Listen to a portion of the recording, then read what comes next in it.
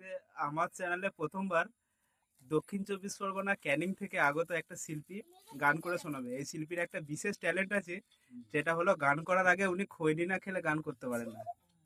এখন উনি খৈনিটা বানাচ্ছে, খৈনিটা বানানো হয়ে যাক, খৈনিটা মুখে দিয়ে একটা কুমার শানুর কণ্ঠে ভালো গান আমাদের শোনাবে। তুমি কিছু বলবে নাকি? তোমার নাম কি? আমার নাম হুম?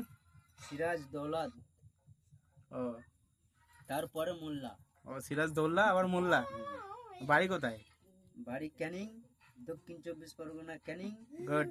তারপর? তারপরে থানা ফেলে যাচ্ছি। ও তা কি গান শোনাবে তুমি আজকে আমাদেরকে? আমি কি গান শোনাবো হ্যাঁ, বলছি, আনি ফোনটা দাও দেখি। কি গান আছে? ওটা আছে, আমি বলছি। ঠিক আছে, কোনো ব্যাপার না। এই জিন্স প্যান্ট বালি তোর হাতে ও, মোবাইল। এটা কুমার শানুর গান? না না, ওটা তো ভোজপুরি গান। হুম, ওই গানটা গাইবে?